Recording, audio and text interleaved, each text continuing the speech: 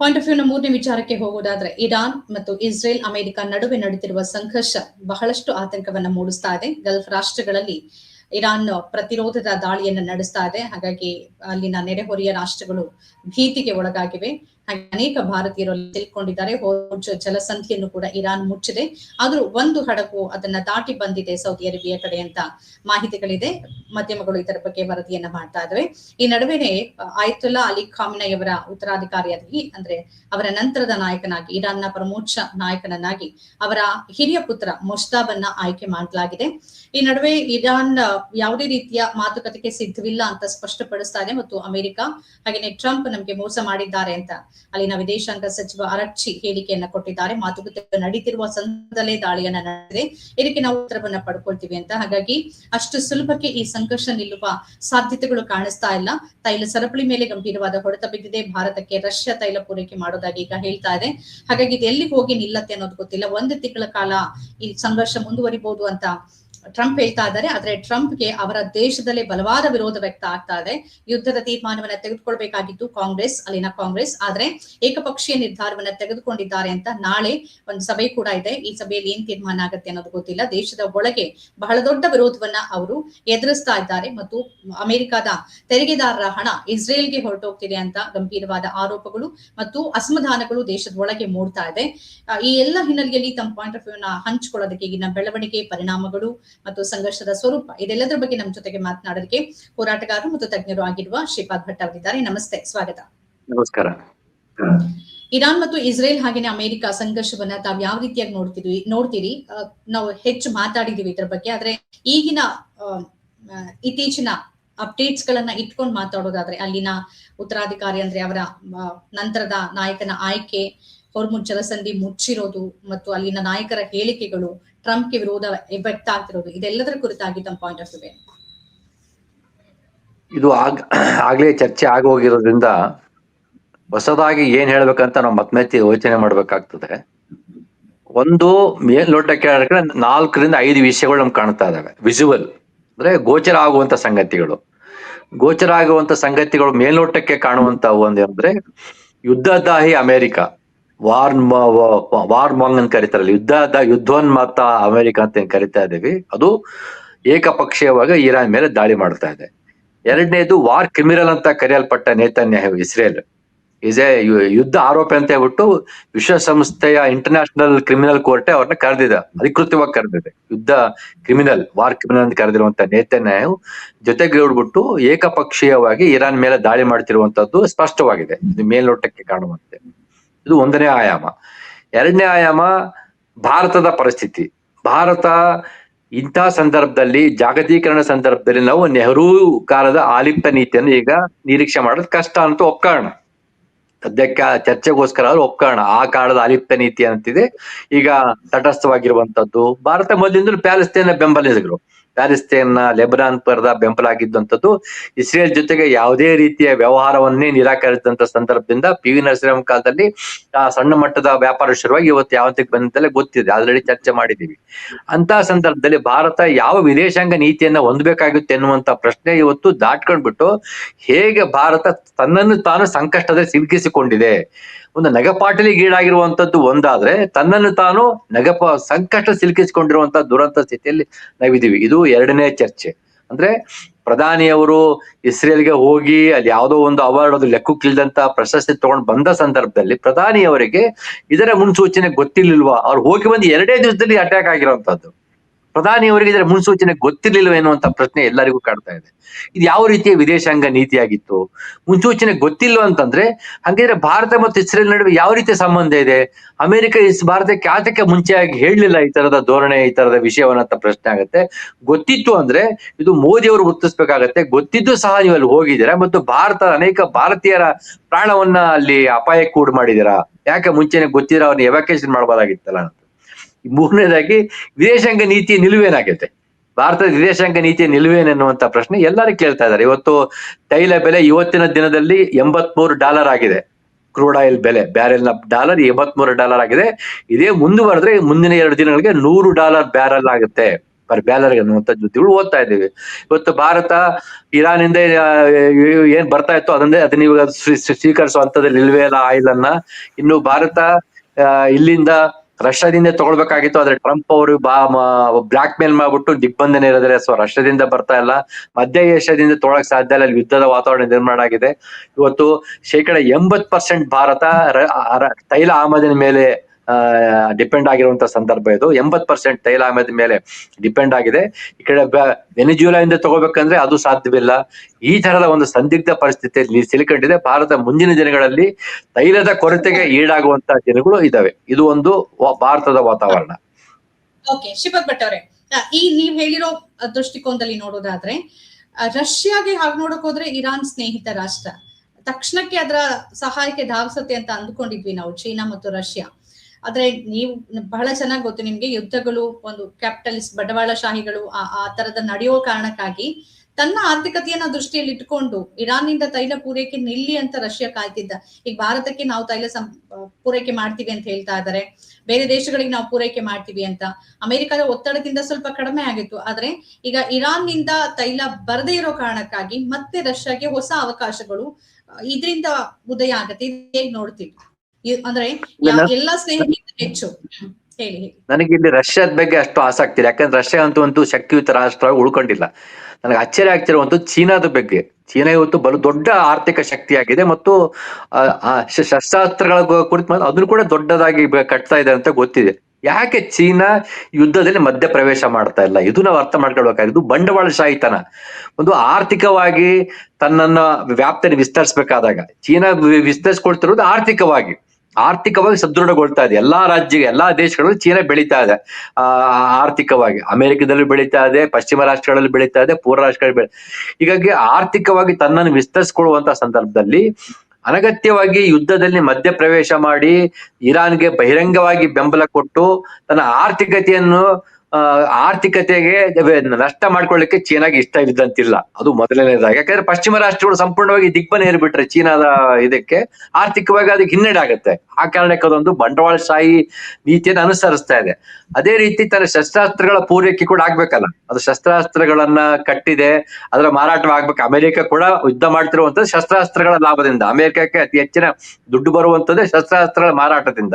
ಚೀನಾಗೂ ಒಂದು ಶಸ್ತ್ರಾಸ್ತ್ರಗಳ ಪೂರೈಕೆ ಅದು ಒಂದು ಕಾರಣ ಇರ್ಬೋದು. ಅದು ಒಂದು ಅಚ್ಚರಿಯ ಬೆಳವಣಿಗೆ. ಚೀನಾ ಮಧ್ಯಪ್ರವೇಶ ಮಾಡ್ತಾನೆ ಇಲ್ಲ, ಯುದ್ಧಕ್ಕೆ ಸಂಬಂಧಪಟ್ಟಂತೆ ಖಂಡಿಸ್ತಾ ಇದೆ ಹೊರತಾಗಿ ಮಧ್ಯಪ್ರವೇಶ ಮಾಡ್ತಾ ಇಲ್ಲ. ಇದು ಚೀನಾದ ಒಂದು ನಿಲುವನ್ನು ನೋಡ್ಬೇಕಾಗತ್ತೆ. ಇಲ್ಲಿ ಬಹಳ ಮುಖ್ಯವಾಗಿ ಮತ್ತೆ ಮಾತನಾಡ್ಬೇಕಾಗಿರುವಂತದ್ದು ಭಾರತದ ಪರಿಸ್ಥಿತಿ ಮಾತಾಡಿದೀವಿ. ಅಮೆರಿಕ ಮತ್ತು ಇಸ್ರೇಲ್ನ ಧೋರಣೆಯನ್ನು ನೀವು ಅರ್ಥ ಮಾಡ್ಕೊಳ್ಬೇಕು. ನೀವು ಫೆಬ್ರವರಿ 27ರಂದು ಒಮೆನ್ ರಾಷ್ಟ್ರದ ವಿದೇಶಾಂಗ ಸಚಿವರು ಅಮೆರಿಕ ಚಾನೆಲ್ಗೆ ಕೊಟ್ಟಂತ ಒಂದು ಸಂದರ್ಶನದಲ್ಲಿ ಹೇಳ್ತಾ ಇದ್ದಾರೆ, ಇರಾನ್ ಮತ್ತು ಅಮೆರಿಕ ನಡುವೆ ಮಾತುಕತೆ ನಡೀತಾ ಇತ್ತು, ಮಧ್ಯಸ್ಥಿಕೆ ಮಾತುಕತೆ ನಡೀತಾ ಇತ್ತು. ಆಲ್ಮೋಸ್ಟ್ ಇರಾನ್ ತನ್ನ ನ್ಯೂಕ್ಲಿಯರ್ ತಯಾರಿಕೆಯನ್ನ ನಿಲ್ಲಿಸ್ಲಿಕ್ಕೆ ಒಪ್ಕೊಳ್ಳುವಂತ ಸ್ಥಿತಿ ನಿರ್ಮಾಣ ಆಗಿತ್ತು ಅನ್ನುವಂತಹದ್ದನ್ನ ಒಮೆನ್ನ ವಿದೇಶಾಂಗ ಸಚಿವರು ಅಮೆರಿಕ ಚಾನೆಲ್ ಕೊಟ್ಟ ಸಂದರ್ಶನದಲ್ಲಿ ಅಧಿಕೃತವಾಗಿ ಹೇಳಿದ್ದಾರೆ. ಅಂದ್ರೆ ಇರಾನ್ ಸಂಧಾನದಲ್ಲಿ ತೊಡಗಿತ್ತು, ತನ್ನ ನ್ಯೂಕ್ಲಿಯರ್ ಅಣ್ವಸ್ತ್ರಗಳನ್ನ ತಯಾರಿಕೆಯನ್ನು ನಿಲ್ಲಿಸ್ತೇನೆ ಎನ್ನುವಂತ ಹೇಳಿ ಒಂದು ಅಧಿಕೃತವಾಗಿ ಒಪ್ಪಿಕೊಳ್ಳುವ ಹಂತದಲ್ಲಿ ಇತ್ತು ಎನ್ನುವಂತ ಸಂದರ್ಭದಲ್ಲಿ ಯಾತಕ್ಕೋಸ್ಕರ ಟ್ರಂಪ್ ದಾಳಿ ಮಾಡಿದ್ರು? ಇದು ಎಲ್ಲರಿಗೂ ಕೇಳ್ತಿರುವಂತ ಪ್ರಶ್ನೆ. ಇರಾನ್ ಉಲ್ಲಂಘನೆ ಮಾಡಿರ್ಲಿಲ್ಲ ಅಂತಂದ್ರೆ ಏತಕ್ಕೆ ದಾಳಿ ಮಾಡಿದ್ರು, ಏತಕ್ಕೆ ಖಮೇನಿಯನ್ನ ಹತ್ಯೆ ಮಾಡಿದ್ರು? ಈ ಪ್ರಶ್ನೆ ಎಲ್ಲರಿಗೂ ಕೇಳ್ತಿರುವಂತದ್ದು. ಒಂದು ಕೇವಲ ಅಮೆರಿಕಾಗೆ ಇರಾನ್ನ ಇರುವಂತಹ ತೈಲದ ಒಂದು ನಿಕ್ಷೇಪಗಳನ್ನ ವಶಪಡಿಸ್ಕೊಂಡ್ಬಿಟ್ರೆ, ಈ ಕಡೆ ವೆನಿಜುಲಾದಿಂದ ವಶಪಡಿಸ್ಕೊಳ್ತಾ ಇದೆ, ಇಲ್ಲಿ ಇರಾನಿಂದ ವಶಪಡಿಸ್ಕೊಂಡ್ಬಿಟ್ರೆ, ಇನ್ನು ಮಧ್ಯ ಏಷ್ಯಾದಲ್ಲಿರುವಂತಹ ಇತರ ದೇಶಗಳಾದಂತಹ Syria, Libya, Saudi Arabia, Jordan, Kuwait, Abu Dhabi, Qatar ಮತ್ತು ಈ ಕಡೆಗೆ ಒಮಾನ್ ಎಲ್ಲವೂ ಇವತ್ತು ಪಶ್ಚಿಮದ ಕೈವಶ ಆಗ್ಬಿಟ್ಟಿದಾವೆ. ಅವರೆಲ್ಲರೂ ಕೈವಶ ಇಟ್ಕೊಂಡಿದ್ದಾರೆ. ಇರಾನ್ ಒಂದೇ ಅಲ್ಲಿರುವಂತವ್ರಿಗೆ ತೈಲ ನಿಕ್ಷೇಪಕ್ಕೆ ಇರುವಂತಹ ದೊಡ್ಡ ತೊಂದರೆ ಆಗಿರೋದ್ರಿಂದ ಅದನ್ನು ವಶಪಡಿಸ್ಕೊಂಡ್ಬಿಟ್ರೆ ಇಡೀ ಮಧ್ಯ ಏಷ್ಯಾ ಅಥವಾ ಕೊಲ್ಲಿ ರಾಷ್ಟ್ರಗಳನ್ನ ತನ್ನ ಹಿಡಿತದಲ್ಲಿ ತಗೊಂಡ್ಬಿಟ್ರೆ ತಾನು ಏಕಮಾದ್ಯತೆಯ ಆರ್ಥಿಕತೆಯ ಒಂದು ಶಕ್ತಿ ಕೇಂದ್ರ ಆಗ್ತೀನಿ ಅನ್ನುವಂಥದ್ದು ಅಮೆರಿಕದ ಉದ್ದೇಶ. ಇದು ಸಾಮ್ರಾಜ್ಯಶಾಹಿತನದ ಒಂದು ಸ್ಪಷ್ಟ ಧೋರಣೆ. ಇದು ಒಂದು ಇನ್ನೊಂದು ಈ ಇಸ್ರೇಲ್ ಆಂಗಲ್ ಅನ್ನು ಮುಗಿಸ್ಬೇಡ. ಇದು ಅಮೆರಿಕ ಧೋರಣೆ. ಯಾಕೆ ಹೇಳ್ತಿದ್ರೆ ಅಂದ್ರೆ 2015ರಲ್ಲಿ ಒಬಾಮಾ ಆಲ್ರೆಡಿ ಇರಾನ್ ಜೊತೆಗೆ ಒಂದು ಒಪ್ಪಂದಕ್ಕೆ ಸಹಿ ಹಾಕಿದ್ರು ನ್ಯೂಕ್ಲಿಯರ್ ಸಂಬಂಧಪಟ್ಟಂತೆ. ಆಲ್ಮೋಸ್ಟ್ ಕ್ಲಿಯರ್ಡ್ ಸಹಿ ಹಾಕ್ಬಿಟ್ಟು ಒಂದು ರೀತಿಯ ಸಂಧಾನ ನಡೆದೋದು ಸಹ ಮತ್ತೆ ಟ್ರಂಪ್ 2018 ಬಂದ್ಬಿಟ್ಟು ಅದನ್ನ ತಿರಸ್ಕಾರ ಮಾಡಿ ಈಗ ಅವರು ಟ್ರಂಪ್ ಬೈತಾ ಇದಾರೆ. ಮೊನ್ನೆ ಟ್ರಂಪ್ನ ಒಂದು ಸಂದರ್ಶನ ನೋಡಿದಲ್ಲ, ಅವರು ಹಿಂದಿನ US ನ ಅಧ್ಯಕ್ಷನ ಬೈತಾರೆ, ಅವರಿಂದ ಇಷ್ಟೆಲ್ಲ ಅನಾಹುತ ಆಗಿತ್ತು. ತಾನು ಬಂದ್ಬಿಟ್ಟು ದಿಟ್ಟ ಅಂದ್ರೆ ಅವ್ರಿಗೆ ಪ್ರತಿ ಸಂದರ್ಭದಲ್ಲಿಯೂ ಇರಾನ್ ತನ್ನನ್ನು ತಾನು ಸಂಧಾನಕ್ಕೆ ರೆಡಿ ಆಗಿದ್ರು ಸಹ ಇದು ಪದೇ ಪದೇ ಅವರನ್ನ ದಾಳಿ ಮಾಡ್ತಿರೋ ಟ್ರಂಪ್ನ ಧೋರಣೆ ಅರ್ಥ ಮಾಡ್ಕೊಳ್ಬೇಕು. ಕೇವಲ ತೈಲ ನಿಕ್ಷೇಪಕ್ಕೆ ಒಂದು ಕಾರಣ ಆದ್ರೆ ಇನ್ನೊಂದು ತನ್ನ ಒಂದು ಸ್ನೇಹಿತರಾದಂತಹ ಇಸ್ರೇಲ್ನೇ ಬೆಂಬಲಕ್ಕೆ ಹೋಗಿಸಿರೋ ಇಸ್ರೇಲ್ನ ಕಾರಣಕ್ಕೆ. ಎರಡನೇ ಕಾರಣ, ಇಸ್ರೇಲ್ ಏನಕ್ಕೆ ದಾಳಿ ಮಾಡ್ತಾ ಇದೆ ಅಂತಂದ್ರೆ, ಇಸ್ರೇಲ್ಗೆ ಪ್ಯಾಲೆಸ್ತೇನ್ ಆಗ್ಲಿ ಹಮಾಸ್ ಆಗ್ಲಿ ಅನ್ನುವಂಥದ್ದು ಅಂತ ದೊಡ್ಡ ವಿಷಯ ಅಲ್ಲ, ಅದು ಅವರಿಗೆ ದೊಡ್ಡ ಶತ್ರುವೂ ಅಲ್ಲ. ಅದು ಎಂದೋ ಒಂದ್ ದಿವಸ ನಡೆದೋಗುವಂತ ಅವರಿಗೆ ಮುಖ್ಯವಾಗಿ ಇರಾನ್ ಏನಿದೆಯಲ್ಲ, ಇರಾನ್ ಬಹಳ ದೊಡ್ಡ ಮಟ್ಟದ ಪ್ರತಿರೋಧ ಹುಟ್ಟಿರುವಂತ ರಾಷ್ಟ್ರ ಆಗಿತ್ತು. ಇಡೀ ಮಧ್ಯ ಏಷ್ಯಾದಲ್ಲಿ ನೀವು ನೋಡ್ಬೇಕಾದ್ರೆ ಈ ರಾಜಪ್ರಭುತ್ವ ಇರುವಂತಹ ದೇಶಗಳೇನಿದಾವಲ್ಲ, ಕತಾರ್ ಆಗಿರ್ಬೋದು, ಜೋರ್ಡನ್ ಆಗಿರ್ಬೋದು, ಸೌದಿ ಅರೇಬಿಯಾ ಆಗಿರ್ಬೋದು, ಕುವೈತ್ ಆಗಿರ್ಬೋದು, ಅಥವಾ ಬಹ್ರೀನ್ ಆಗಿರ್ಬೋದು, ಎಲ್ಲವೂ ಒಂದು ರಾಜಪ್ರಭುತ್ವ ಇರುವಂತಹ ದೇಶಗಳು. ಅವೆಲ್ಲವೂ ಒಂದು ಸರ್ವಾಧಿಕಾರಿ ಇರುವಂತಹ ದೇಶಗಳೇ. ಅವೆಲ್ಲವೂ ಈ ಪಶ್ಚಿಮ ರಾಷ್ಟ್ರಗಳ ಪರವಾಗಿರುವಂತಹ ದೇಶಗಳು. ತಮ್ಮೆಲ್ಲ ಬೇಸ್ ಇದಾವಲ್ಲ, ಎಲ್ಲಾ ಮಿಲಿಟರಿ ಬೇಸ್ ನ ಬಿಟ್ಕೊಟ್ಟಿದ್ದಾರೆ ಅಮೆರಿಕಾಗೆ. ನೀವು ನೋಡಿದ್ರೆ ಇರಾನ್ ಅಮೆರಿಕ ನೇರ ದಾಳಿ ಮಾಡ್ತಲ್ಲ, ಈ ರಾಷ್ಟ್ರಗಳಿರುವಂತಹ ಅಮೆರಿಕದ ಬೇಸ್ ಮೇಲೆ ನೆಲೆಗಳ ಮೇಲೆ ದಾಳಿ ಮಾಡ್ತಾ ಇದೆ. ಅಂದ್ರೆ ಎಲ್ಲವೂ ಏನ್ ಕೊಲ್ಲಿ ರಾಷ್ಟ್ರಗಳು ಕರಿತಾ ಇದೀವಿ, ತೈಲ ನಿಕ್ಷೇಪಗಳನ್ನು ಮೇಲೆ ಆರ್ಥಿಕವಾಗಿ ಸದೃಢವಾಗಿರುವಂತಹ ದೇಶಗಳು ಮತ್ತು ಜಾಗತಿಕವಾಗಿ ಅತಿ ಹೆಚ್ಚಿನ ತೈಲವನ್ನ ರಫ್ತು ಮಾಡುವಂತಹ ದೇಶಗಳು ಮತ್ತು ಇದೊಂದು ಆರ್ಥಿಕ ಕೇಂದ್ರ ಹೌದು, ಅತಿ ಹೆಚ್ಚಿನ ದುಡ್ಡಿರುವಂತಹ ದೇಶಗಳಾಗಿರೋದ್ರಿಂದ ಇವು ಆಲ್ರೆಡಿ ಅಮೆರಿಕದ ಪರವಾಗಿದ್ದಾವೆ. ಮತ್ತೆ ಇದರಲ್ಲಿ ಇರಾಕನ್ನು ಹೊರತುಪಡಿಸಿ ಇವೆಲ್ಲವೂ ಸುನ್ನಿ ಸಮುದಾಯದ ದೇಶಗಳಾಗಿದ್ದಾವೆ. ಇರಾಕ್ ಶಿಯಾ ಸಮುದಾಯದ ದೇಶ ಆಗಿದೆ. ಇವೆಲ್ಲವೂ ಕೈವಶ ಆದಾಗ ಇವರಿಗೆ ಪದೇ ಪದೇ ಅಡ್ಡಿ ಆಗ್ತಿರುವಂತದ್ದು ಇರಾನ್ನ ಒಂದು ಸಾರ್ವಭೌಮತ್ವ. ಇರಾನ್ ತನ್ನ ಸ್ವಯಂ ಆಡಳಿತವನ್ನು ಇಟ್ಟುಕೊಂಡಿರುವಂತಹ, ತನ್ನನ್ನು ತಾನು ಇಂಡಿಪೆಂಡೆಂಟ್ ಆಗಿ ಯೋಚನೆ ಮಾಡುವಂತಹ ಒಂದು ಸಾರ್ವಭೌಮವನ್ನ ಉಳಿಸಿಕೊಂಡಂತಹ ಇರಾನ್ ದೇಶ ಇದೆಯಲ್ಲ, ಇರಾನ್ ಇವರಿಗೆ ದೊಡ್ಡ ಅಡ್ಡಿ ಆಗಿರುವಂತ ಇಸ್ರೇಲ್ಗೆ, ಅದರಲ್ಲಿ ಇಸ್ರೇಲ್ ನಾನು ಮಾತಾಡ್ತಿರೋದು, ಇಸ್ರೇಲ್ಗೆ ಇವೆಲ್ಲವೂ ಜೊತೆಗಿರೋದ್ರಿಂದ ಇರಾನ್ ಒಂದನ್ನು ಸೋಲಿಸ್ಬಿಟ್ರೆ ಇಡೀ ಮಧ್ಯಪ್ರಾಚ್ಯ ಅವರ ಕೈಗೆ ಬಂದ್ಬಿಡುತ್ತೆ ಇಸ್ರೇಲ್ಗೆ. ಸೊ ಇಸ್ರೇಲ್ ಏನಾಗುತ್ತೆ, ಇಡೀ ಒಂದು ಮಧ್ಯಪ್ರಾಚ್ಯದ ಏಕಮದ್ಯತೆಯ ತಾನೊಂದು ಹೋಲ್ಡ್ ತಗೋಬಹುದು ಅನ್ನುವಂಥದ್ದು ಇಸ್ರೇಲ್. ಈ ಎರಡೂ ಕಾರಣಗಳು ಸೇರ್ಕೊಂಡು ಇವತ್ತು ಇರಾನ್ ಮೇಲೆ ದಾಳಿ ನಡೆಸಿದಾವೆ. ಮತ್ತು ಕೊನೆಯದಾಗಿ ಹೇಳ್ತೀನಿ, ಭಾರತ ಸಂದರ್ಭದಲ್ಲಿ ಪ್ರತಿಯೊಬ್ಬರು ಹೇಳ್ತಿರುವಂತದ್ದು ಖೊಮೇನಿ ಸಾವನ್ನ ಸಂಭ್ರಮಿಸಿದ್ದಾರೆ. ಅಲ್ಲಿ ಮೂಲಭೂತವಾದಿ ಸರ್ಕಾರ ಇತ್ತು, ಹೀಗಾಗಿ ಆ ದಾಳಿಯನ್ನು ಒಪ್ಕೊಂತೀವಿ. ಅಲ್ಲಿ ಹೆಣ್ಣು ಮಕ್ಕಳು ಮೇಲೆ ಆಡಿತಿರುವಂತ ಎಲ್ಲವೂ ಸರಿ, ನಿಜ. ಯಾವುದೇ ಒಂದು ರಾಷ್ಟ್ರದ ಮೂಲಭೂತವಾದವನ್ನು ಯಾರು ಒಪ್ಪಿಸ್ತಾರೆ, ಆದ್ರೆ ಆ ರಾಷ್ಟ್ರದ ಮೂಲಭೂತವಾದಿ ಸರ್ಕಾರವನ್ನ, ಫಂಡಮೆಂಟರಿ ಸರ್ಕಾರವನ್ನು ಬದಲಿಸುವಂತ ಜವಾಬ್ದಾರಿ ಅಧಿಕಾರಿ ಇರುವಂತದ್ದು ಆ ದೇಶದ ಪ್ರಜೆಗಳಿಗೆ ಮಾತ್ರ ಹೊರತಾಗಿ ಬೇರೆ ಯಾವುದೇ ದೇಶಕ್ಕೆ ದಾಳಿ ಮಾಡಿ ಆ ದೇಶದ ಆಂತರಿಕ ಸಮಸ್ಯೆಯನ್ನು ಬಗೆಹರಿಸುವ ಅಧಿಕಾರ ಇಲ್ಲ.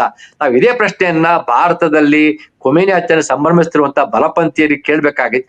ಒಂದ್ ವೇಳೆ ನಿಮಗೆ ಮೂಲಭೂತವಾದಿಯನ್ನ ನೀವು ಬದಲಾವಣೆ ಮಾಡ್ಬೇಕು ನಿಮ್ಮ ಅಧಿಕಾರ ಆಗಿದ್ರೆ, ಯಾತಕ್ಕೋಸ್ಕರ ನೀವು ಈಗ ಆಲ್ರೆಡಿ ಹೇಳದಂತ ದೇಶಗಳಿದಾವಲ್ಲ, Saudi Arabia, Kuwait, Bahrain, Abu Dhabi, ಎಲ್ಲವೂ ಸರ್ವಾಧಿಕಾರಿಯಾದಂತ ಮೂಲಭೂತವಾದ ಇರುವಂತಹ ರಾಷ್ಟ್ರಗಳೇ. ಅಲ್ಲಿ ಎಲ್ಲಿಯೂ ಮೂಲಭೂತವಾದ ಸರ್ಕಾರ ಇರುವಂತವೆ. ಇದರಲ್ಲಿ ಯಾಕೆ ನೀವು ಇಲ್ಲಿ ಅದಕ್ಕೆ ನೀವು ದಾಳಿ ಮಾಡ್ಬಿಟ್ಟು ಅಲ್ಲಿ ಸರ್ಕಾರ ಬದಲಾವಣೆಗೆ ನೀವು ಪ್ರಯತ್ನ ಮಾಡೋದಿಲ್ಲ? ಯಾಕಂದ್ರೆ ನಾವು ಅಮೆರಿಕ ಸ್ನೇಹಿ ಆಗಿರೋದ್ರಿಂದ, ಇರಾನ್ ಅಮೆರಿಕನ ವಿರೋಧಿಸ್ತಿರೋದ್ರಿಂದ. ಈಗ ಅಂದ್ರೆ ಆ ಭಕ್ತರ ಅಥವಾ ಅವರ ಧಾಟಿಯಲ್ಲಿ ಚರ್ಚೆ ಮಾಡೋದು ಸಾಧ್ಯನೇ ಇಲ್ಲ. ಅವ್ರ ತಲೆಯಲ್ಲಿ ಏನ್ ತುಂಬಿಕೊಂಡಿದೆ ಅಂತ ಭಕ್ತರ ಪ್ರಶ್ನೆ ಅಲ್ಲ. ಇವತ್ತಿನ ಸರ್ಕಾರ ಕೂಡ ಖಂಡಿಸ್ತಾ ಇಲ್ವಲ್ಲ. ಒಬ್ಬ ರಾಷ್ಟ್ರ ನಾಯಕನ ಹತ್ಯೆ ಆದಾಗ ಸೋನಿಯಾ ಗಾಂಧಿ ಕೇಳ್ತಿರುವಂತದ್ದು ಅದನ್ನೇ. ಸೋನಿಯಾ ಗಾಂಧಿ ಒಂದು ಇಂಡಿಯನ್ ಎಕ್ಸ್‌ಪ್ರೆಸ್ ದೊಡ್ಡ ಒಳ್ಳೆ ಆರ್ಟಿಕಲ್ ಬರೆದಿದ್ದಾರೆ. ಅದು ಕೇವಲ ತಟಸ್ಥ ನೀತಿ ಅಲ್ಲ ಭಾರತದ್ದು, ಇದು ಒಂದು ರೀತಿಯ ಸೆಲೆಕ್ಟಿವ್ ನೀತಿ. ಇದು ಬಹಳ ಅಪಾಯಕಾರಿ. ಇಷ್ಟು ನಾವು ಭಕ್ತರ ಪಾಲಿಗೆ ಬಿಟ್ಟು ತಳ್ಳಕ್ಕಾಗೋದಿಲ್ಲ. ಭಾರತ ಖಂಡಿಸ್ತಾ ಇಲ್ವಲ್ಲ. ಅಲ್ಲ, ಇದನ್ನು ಸೆಲೆಕ್ಟಿವ್ ನೀತಿ ಅನ್ನೋದಕ್ಕಿಂತ ಅವರ ಒಂದು ಬಹಳ ಹತ್ತಿರದ ನಿಲುವಲ್ಲಿದೆ. ಟ್ರಂಪ್ ಏನ್ ಬಯಸ್ತಾರೆ, ಅಥವಾ ಈ ಕಡೆ ನೆತಾನ್ಯಾಹು ಯಾವ ರೀತಿ ಆಗಿದ್ದಾರೆ, ನರೇಂದ್ರ ಮೋದಿ ಕೂಡ ಅದೇ ರೀತಿ ಆಗಿದ್ದಾರೆ. ನೀವೇ ಹೇಳಿದಂಗೆ ಯುದ್ಧ ಶುರುವಾಗೋ ಹಿಂದಿನ ದಿನ ಹೋಗಿ ಇಸ್ರೇಲ್ಗೆ ಹೋಗಿ ತಪ್ಕೊಂಡು ಫಾದರ್ಲ್ಯಾಂಡ್ ಮದರ್ಲ್ಯಾಂಡ್ ಅಂತ ಹೇಳಿ ಎಪ್ಸ್ಟೈನ್ ಫೈಲ್ಸ್ ವಿಷಯದಲ್ಲಿ ಚರ್ಚೆ ಆಗ್ತಾ ಇದೆ. ಜೊತೆಗೆ ವಾರ್ ಕ್ರಿಮಿನಲ್ ಜೊತೆಗೆ ಹೋಗಿ ಬರ್ತಾರೆ ಅಂತಂದ್ರೆ ಬಹಿರಂಗವಾಗಿ ಬೆಂಬಲ ಸೂಚಿಸಿದ್ದಾರೆ. ಅದನ್ನೇ ನೀವು ಹೇಳ್ಬೇಕಾಗಿಲ್ಲ. ಆಗ್ಬಿಟ್ಟಿದೆ. ಇನ್ನೆರಡು ವಿಚಾರ ಚರ್ಚೆ ಮಾಡ್ಬಿಡೋಣ ಸಂಕ್ಷಿಪ್ತವಾಗಿ. ಮೊದಲ ಪ್ರಶ್ನೆ ಏನು ಅಂತಂದ್ರೆ, ಇಸ್ರೇಲ್ ಈಗಲೂ ಹೇಳಿದೆ ಖಾಮಿನೈ ಪುತ್ರ ಅಲ್ಲಿ ಈಗ ಅವರ ಉತ್ತರಾಧಿಕಾರಿಯಾಗಿ ಪರಮೋಚ್ಚ ನಾಯಕನಾಗಿ ಆಯ್ಕೆ ಆಗಿದ್ದಾರೆ. ಆ ಹಿನ್ನೆಲೆಯಲ್ಲಿ ಹೇಳಿಕೆ ಕೊಟ್ಟಿರುವಂತ ಇಸ್ರೇಲ್ ಯಾರೇ ಬರ್ಲಿ ಅವರನ್ನ ನಾವು ಉಳಿಸೋದಿಲ್ಲ ಅಂತ ಒಂದು ಹೇಳಿಕೆ ಕೊಟ್ಟಿದೆ. ಇನ್ನೊಂದು ಕಡೆಯಲ್ಲಿ ಟ್ರಂಪ್ ಹೇಳಿಕೆಗಳು ವಿರೋಧಾಭಾಸದಿಂದ ಕೂಡಿದೆ. ದೇಶದ ಒಳಗೆ ಬಹಳ ದೊಡ್ಡ ಮಟ್ಟದಲ್ಲಿ ವಿರೋಧ ವ್ಯಕ್ತ ಆಗ್ತಾ ಇದೆ. ಇರಾನ್ ಜೊತೆ ನಡೆದುಕೊಂಡ ರೀತಿ ಮತ್ತು ಇಸ್ರೇಲ್ಗೆ ಸಹಾಯ ಮಾಡ್ತಾ ಇರೋದು, ಹಾಗೇನೆ ಕಾಂಗ್ರೆಸ್ನ ಒಪ್ಪಿಗೆ ಪಡೆದೇ ಇರೋದು, ಇದು ಆ ಸಂಕಷ್ಟವನ್ನ ತಂದೊಡ್ಬೋದಾ? ಸಂಕ್ಷಿಪ್ತವಾಗಿರ್ಲಿ ಎರಡು ಪ್ರಶ್ನೆ. ಯಾವ ಸಂಕಷ್ಟವನ್ನ? ಪ್ರಶ್ನೆ ಅರ್ಥ ಆಗ್ಲಿಲ್ಲ. ಟ್ರಂಪ್ಗೆ ದೇಶದ ಒಳಗೆ ದೊಡ್ಡ ಮಟ್ಟದಲ್ಲಿ ವಿರೋಧ ವ್ಯಕ್ತ ಆಗ್ತಿದೆ. ಅದನ್ನ ಪಾಶ್ಚಿಮಾತ್ಯ ಮಾಧ್ಯಮಗಳು ಮತ್ತು ನಮ್ಮ ಮಾಧ್ಯಮಗಳು ತೋರಿಸ್ತಿಲ್ಲ, ಆದ್ರೆ ಅಲ್ಲಿ ದೊಡ್ಡ ಮಟ್ಟದಲ್ಲಿ ವಿರೋಧ ವ್ಯಕ್ತ ಆಗ್ತಿದೆ. ಕಾಂಗ್ರೆಸ್ನ ಒಪ್ಪಿಗೆ ಪಡ್ಕೋಬೇಕಾಗಿತ್ತು ಅವರು ಯುದ್ಧ ಮಾಡ್ಬೇಕು ಅಂತಂದ್ರೆ, ಆದ್ರೆ ಏಕಪಕ್ಷೀಯ ನಿರ್ಧಾರವನ್ನ ತಗೊಂಡಿದ್ದಾರೆ. ಜೊತೆಗೆ ನಮ್ಮ ತೆರಿಗೆ ಹಣ ಇಸ್ರೇಲ್ಗೆ ಹೋಗ್ತಾ ಇದೆ, 10-12% ಹೋಗ್ತಿದೆ ಅಂತ ಅಲ್ಲಿ ಜನ ಸಿಟ್ಟಿಗೆದ್ದಿದ್ದಾರೆ. ನಾಳೆ ಸಭೆ ಕೂಡ ಇದೆ. ಈ ಹಿನ್ನೆಲೆಯಲ್ಲಿ ಒತ್ತಡ ಇದೆ, ಯಾಕೆ ಈ ತರದ ನಿರ್ಧಾರ ತಗೊಂಡ್ರಿ ಅನ್ನೋದ್ರ ಬಗ್ಗೆ ಡೆಮೊಕ್ರಾಟ್ಗಳು ಬಹಳ ವಿರೋಧ ವ್ಯಕ್ತಪಡಿಸ್ತಾ ಇದ್ದಾರೆ. ಈ ಸಂಕಷ್ಟ ಈ ಸಂಕಷ್ಟದಲ್ಲಿ ನಾನೇ ಮತ್ತೆ ಹೇಳ್ಬೇಕಾಗಿರುವಂತದ್ದು, ಭಾರತ ಒಂದು ಅತಿ ದೊಡ್ಡ ಪ್ರಜಾಪ್ರಭುತ್ವ ದೇಶ ಅಂತ ಕರಿತಾ ಇದ್ದೀವಿ, ಮದರ್ ಆಫ್ ಡೆಮೋಕ್ರಸಿ ಅಂತ ನಾವೇ ಹೇಳ್ಕೊಂತ ಇದೀವಿ. ಕೋಟೆಡ್ ಅಲ್ಲಿ ಅಮೆರಿಕ ಕೂಡ ಒಂದು ಪ್ರಜಾಪ್ರಭುತ್ವ ದೇಶನೇ, ಅದ್ರ ಬಗ್ಗೆ ಅನುಮಾನ ಇಲ್ಲ. ಬಟ್ ಅಮೆರಿಕದ ಪ್ರಜಾಪ್ರಭುತ್ವಕ್ಕೂ ಭಾರತದ ಪ್ರಜಾಪ್ರಭುತ್ವಕ್ಕೆ ನಡುವಿನ ವ್ಯತ್ಯಾಸ ನೋಡಿ. ಅಲ್ಲಿ ಜನರು ಇವತ್ತಿಗೂ ಮುಕ್ತವಾಗಿ ಮಾತಾಡ್ತಾ ಇದ್ದಾರೆ. ಸೆಲೆಬ್ರಿಟೀಸ್, ಮೊನ್ನೆ Jane Fonda, she is 89 years, she is an actor. Henry Fonda ಮಗಳವಳು, ಅವಳು 89 ವರ್ಷ. ಅವಳು ಸೆಲೆಬ್ರಿಟಿ, ಅವಳು ಎಂಥ ತೀಕ್ಷ್ಣವಾಗಿ ಟ್ರಂಪ್ನ ಖಂಡಿಸಿದಾಳೆ ಅಂತಂದ್ರೆ, ಯು ಕೆನಾಟ್ ಟೇಕ್, ನೀವು ನಮ್ಮ ಪರವಾಗಿ ಮಾತಾಡಬಹುದು, but you cannot, it is not our consent, you cannot take up for granted, our consent you cannot take up for granted ಅಂತ ಅವಳು ಆ ಮಟ್ಟದಲ್ಲಿ ಟೀಕೆ ಮಾಡ್ತಾ ಇದ್ದಾಳೆ. ರಾಬರ್ಟ್ ಡಿನೋರೋ ಟೀಕೆ ಮಾಡಿದ್ದಾರೆ, ಮೆರ್ಲಿನ್ ಸ್ಲೀಪ್, ಈ ತರ ಸೆಲೆಬ್ರಿಟೀಸ್ಗಳು ಹೆಚ್ಚಿಗೆ ಕೇಳ್ತಂದ್ರೆ ನಮ್ಮಲ್ಲಿ ಸೆಲೆಬ್ರಿಟೀಸ್ ಕಥೆ ಏನಿದೆ ನೋಡಿ. ನಮ್ಮ ಸೆಲೆಬ್ರಿಟೀಸ್ ಎಲ್ಲಿ ನಿಂತಿದ್ದಾರೆ, ಆ ಸೆಲೆಬ್ರಿಟೀಸ್ ಎಲ್ಲಿ ನಿಂತಿದ್ರೆ, ಭಾರತ ಮತ್ತು ಅಮೆರಿಕ ನಡುವಿನ ಪ್ರಜಾಪ್ರಭುತ್ವ, ಎರಡೂ ಪ್ರಜಾಪ್ರಭುತ್ವ ದೇಶಗಳ ನಡುವಿನ ಒಂದು ವ್ಯತ್ಯಾಸವನ್ನು ನಾವು ಹೇಳೋದಕ್ಕೋಸ್ಕರ ಹೇಳ್ತಾ ಇದ್ದೇನೆ. ಒಂದನೇದು. ಎರಡನೇದು, ಅಲ್ಲಿ ಯಾಕೆ ಅಂತಂದ್ರೆ ಅಲ್ಲಿ ಯಾವುದೇ ಒಂದು ಈ ರೀತಿಯ ದುಷ್ಕೃತ್ಯಗಳು, ಈ ರೀತಿಯ ಹುಚ್ಚಾಟತನಗಳು, ಈ ರೀತಿಯ ಐಲುತನಗಳು, ಈ ರೀತಿಯ ಒಂದು ಸಾರ್ವಭೌಮತ್ವದ ಧೋರಣೆಗಳನ್ನ ಅಲ್ಲಿ ಆ ಕಾಲದಿಂದಲೂ ಟೀಕೆ ವಿರೋಧ ಮಾಡ್ಕೊಳ್ತಾ ಬಂದಿದ್ದಾರೆ. ಇದು ಇವತ್ತಿನದಂತಾನೆ ಹೇಳ್ತಾರೆ, ರೇಗನ್ ಕಾಲದಿಂದನೂ ಆಗ್ತಾ ಬಂದಿದೆ. ಬಟ್ ಅಲ್ಲಿದೆ ಆದಂತ ಒಂದು ರೀತಿಯ ಒಂದು ವ್ಯವಸ್ಥೆ ಇದೆ. ಇದರಿಂದ ಟ್ರಂಪ್ ಅವರಿಗೆ ಒತ್ತಡ ಆಗಿರೋದಂತ ನಿಜ, ಅದು ಮೊದಲಿಂದನೂ ಇತ್ತು. ಅದನ್ನ ನಾನು ಹೇಳ್ತಿರುವಂತದ್ದು, ಅವ್ರಿಗೆ ಮೊದಲಿಂದನೂ ಇತ್ತಿದೆ, ಇವತ್ತಿನ ಒತ್ತಡ ಅಲ್ಲ. ಬಟ್ ಈ ವ್ಯಕ್ತಿ ಒಂದು ರೀತಿಯಲ್ಲಿ ಅತಿಯಾದ ಹುಚ್ಚುತನ ಅಂತ ಕರೀಬಹುದು, ಅತಿಯಾದ ಒಂದು, ಅದನ್ನ ನಾವು ಬಣ್ಣಿಸ್ಲಿಕ್ಕೆ ಪದಗಳು ಸಿಗ್ತಾ ಇಲ್ಲ, ಆ ಮಟ್ಟದಲ್ಲಿ ವರ್ತಿಸ್ತಾ ಇರೋದ್ರಿಂದ ಇತ್ತೀಚಿನ ಅವರ ವಿಡಿಯೋಗಳು ನೀವು ನೋಡಿದ್ರೆ ಬಹಳ ಒಂದು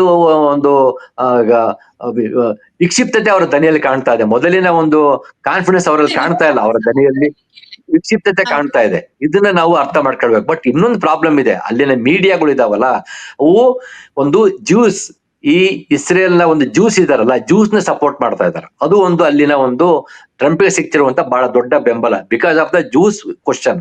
ಈ ಜ್ಯೂಸ್ ನವರಿಗೆ ನೀವು ಬಿಬಿಸಿ ಚಾನಲ್ ನೋಡಿ, ಅದು ಒಂದು ಇಸ್ರೇಲ್ ಬಂದಿದ್ದಾಗ ನಾವು ಮುಂಚೆ ಮೊದಲಿಂದಲೂ ಒಂದು ಬಿಬಿಸಿ ಚಾನಲ್ ಹಾಕ್ತಾ ಇದ್ವಿ. ಅದರ ಒಂದು ಸತ್ಯನಿಷ್ಠ ವರದಿಗೆ, ಕರಾರ ಒಕ್ಕದ ವರದಿ ಏನಾದ್ರು ಗೊತ್ತಾಗ್ಬೇಕಾದ್ರೆ ಬಿಬಿಸಿ ನೋಡ್ತಿರುವಂತ ಕಾಲದಿಂದ ನಾವು ಮಾತಾಡ್ತಾ ಇದ್ದಾಗ, ಆದ್ರೆ ಇಸ್ರೇಲ್ ಪ್ರಶ್ನೆ ಬಂದಾಗ ಅದು ಏಕಪಕ್ಷೀಯವಾದ ವರದಿ ಕೊಡುತ್ತೆ. ಇವತ್ತಿಗೂ ಬಿಬಿಸಿ ಇಂದ ಬರ್ತಿರುವಂತ ವರದಿಗಳು ಏಕಪಕ್ಷೀಯವಾಗಿದ್ದಾವೆ. ಅದು ಇರಾನ್ ಒಂದು ವಿಲನ್, ಒಂದು ಖಳನಾಯಕನಲ್ಲೇ ಬಿಂಬಿಸ್ತಾ ಇದೆ, ಪ್ಯಾಲೆಸ್ತೀನ್ ಅನ್ನ ಖಳನಾಯಕನ ತರ ಬಿಂಬಿಸ್ತಾ ಇದೆ. ಮತ್ತೆ ಇಸ್ರೇಲ್ ಜ್ಯೂಸ್ ಪ್ರಶ್ನೆ, ಒಂದು ಯಹೂದಿಗಳ ಪ್ರಶ್ನೆಯನ್ನ ಮುಂದಿಡ್ತಾ ಇದೆ. ಇದು ಅಮೆರಿಕದ ಅನೇಕ ಮಾಧ್ಯಮಗಳಲ್ಲಿರುವಂತಹ ಒಂದು ಮಿತಿ.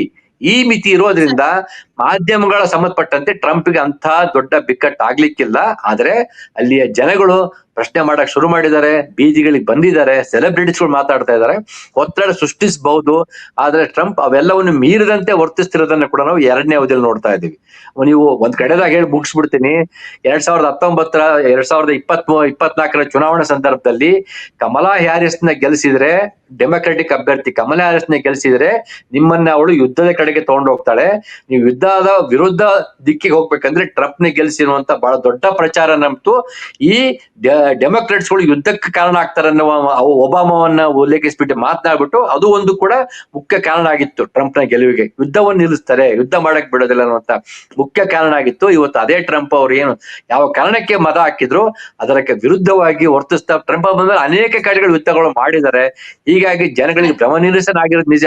ಆದ್ರೆ ಅವ್ರಿಗೆ ಗೊತ್ತಿತ್ತಲ್ಲ ಈ ವ್ಯಕ್ತಿ ಯಾವ ತರ ಅಂತ, ಗೊತ್ತಿದ್ದು ಭಾರತದ ತರನೇ ಈಗ 3ನೇ ಬಾರಿಗೆ ಗೊತ್ತಿದ್ದು ಅಧಿಕಾರ ಕೊಟ್ವಿ, ಅಲ್ಲಿ 2ನೇ ಬಾರಿಗೆ ಗೊತ್ತಿದ್ದು ಅಧಿಕಾರ ಕೊಟ್ಟಿರೋದ್ರಿಂದ ಅಲ್ಲಿ ಒತ್ತಡ ಯಾವ ರೀತಿಯಾಗಿರುತ್ತೆ, ಅದು ಜೆನ್ಯೂನ್ ಆಗಿರುತ್ತೆ ಅನ್ನೋದನ್ನ ನಾವು ಇಲ್ಲಿ ಕೂತು ನನ್ನಂತನಿಗೆ ಊಹಿಸುವುದು ಕಷ್ಟ. ಕಾದ್ ನೋಡೋಣ ಮುಂದಿನ ಬೆಳವಣಿಗೆಗಳನ್ನ. ಶ್ರೀಪಾದ್ ಭಟ್ ಅವರು ಇಷ್ಟೊತ್ತು ಈ ವಿಚಾರದ ಬಗ್ಗೆ ತಮ್ಮ ಪಾಯಿಂಟ್ ಆಫ್ ವ್ಯೂ ನಮ್ಮ ಜೊತೆಗೆ ಹಂಚ್ಕೊಂಡ್ರಿ. ಧನ್ಯವಾದಗಳು. ನಮಸ್ತೆ. Thank you. ಆತ್ಮೀಯರೇ, ಇದಾಗಿತ್ತು ಇವತ್ತಿನ ವಾರ್ತಾ ಭಾರತೀಯ ಪಾಯಿಂಟ್ ಆಫ್ ವ್ಯೂ ಕಾರ್ಯಕ್ರಮ. ಈ ತರದ ನಮ್ಮೆಲ್ಲ ಕಾರ್ಯಕ್ರಮಗಳನ್ನ ನೋಡಿ, ಲೈಕ್ ಮಾಡಿ, ಶೇರ್ ಮಾಡಿ. ಈ ಕಾರ್ಯಕ್ರಮದ ಬಗ್ಗೆ ಅನಿಸಿಕೆ, ಅಭಿಪ್ರಾಯಗಳಿದ್ರೆ ಅದನ್ನ ನಮಗೆ ಕಮೆಂಟ್ ಮುಖಾಂತರವಾಗಿ ತಿಳಿಸಿ. ನಮಸ್ಕಾರ.